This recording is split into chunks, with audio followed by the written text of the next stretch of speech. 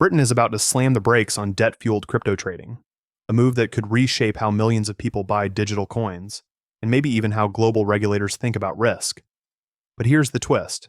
Could banning credit actually make crypto even more seductive? Stick around because the answer isn't as obvious as it sounds. You've probably noticed the headlines since Donald Trump's return to the White House. Bitcoin ripping past $81,000 in early April after the new president paused some tariffs. Prices dipped again, then yo-yoed like a roller coaster at Blackpool Pleasure Beach.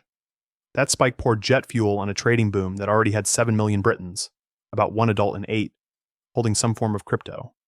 Many of those newcomers weren't spending spare cash. According to an FCA-commissioned YouGov poll, the share of UK investors who swiped a credit card or tapped a loan to buy tokens shot from 6% in 2022 to 14% last year. Let that sink in. 1 in 7 UK crypto buyers is literally buying on tick. The regulator's blunt verdict? If prices tank, you don't just lose your stake, you still owe the bank. As one Treasury Committee report put it, the behavior closely resembles gambling. So this week, the Financial Conduct Authority dropped a consultation paper signaling its toughest stance yet. The headline proposal is simple. No more crypto purchases with borrowed money. That means no credit cards, no personal loans, no buy now, pay later loopholes, except maybe for fully regulated stablecoins pegged to the pound or the dollar. FCA Director David Giel framed it as future-proofing. We want a regime that lets firms safely innovate while giving consumers the protection they deserve.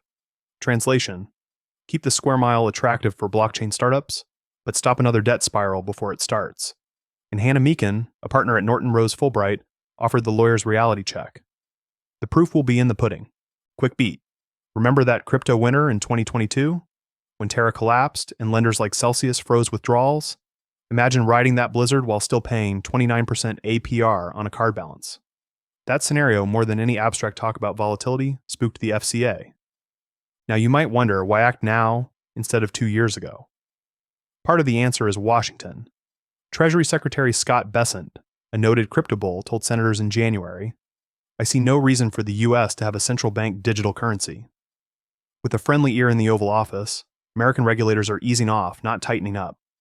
Eurozone finance ministers, meanwhile, worry that U.S. enthusiasm could undercut the Euro's sovereignty. That leaves London in a classic split-the-difference spot. Align with the U.S. on broad industry support, but keep stricter consumer guardrails than either Washington or Brussels.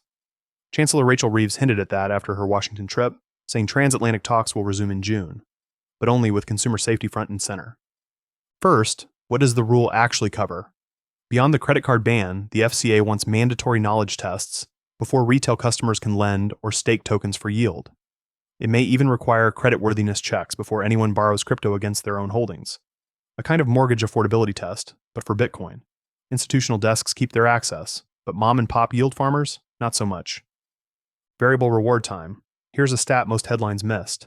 The same survey that flagged the credit surge found that 27% of UK crypto owners have tried staking, locking coins into a network for rewards. That means 1 in 4 hobbyists is already playing banker to the blockchain.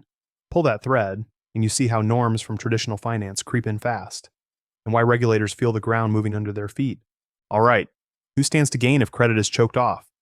Ironically, peer-to-peer platforms and decentralized exchanges, DX, that never touch fiat payments could see a bump, because they live outside the card networks entirely. If you're a DEX developer, this policy almost markets your no middleman ethos for free. Whether that's a feature or a bug depends on your view of shadow finance. Here's my honest aside. I get the impulse to chase quick upside. Experimenting felt weirdly thrilling. But adding high-interest debt to an asset infamous for 10% daily swings? That's not thrill-seeking, that's playing hopscotch on a minefield. Let's zoom out. Every few decades, Britain rewrites its rulebook to keep the city competitive. Big Bang in the 80s, fintech sandboxes in the 2000s and 10s, and now a crypto regime built to lure global talent. Giel insists consumer protection and growth aren't mutually exclusive, but history shows tension. Remember payday loan caps or PPI mis-selling? They began as consumer wins and ended as industry-wide culture shifts. Micro-commitment moment. Do you think banning credit cards for crypto is smart policy or needless nannying? Drop a quick yes or no in the comments. We're nearing the landing zone, but there's one more twist. The FCA plan carves out an exception for certain regulated stablecoins, because policymakers want the UK to host serious payment innovation. That means if, say, a pound-backed stablecoin clears the regulator's hurdles, You might one day spend it at Tesco without worrying about wild price swings. So the ban isn't anti-crypto, it's anti-debt meets volatility. Resolution such as it is, the consultation runs for 3 months. Final rules could arrive by year-end, and firms will have at least 6 more months to adjust. In regulatory time, that's warp speed. But the market never waits. If you're a retail trader leaning on credit, the clock just started. Remember, none of this kills crypto. It just changes the entry price.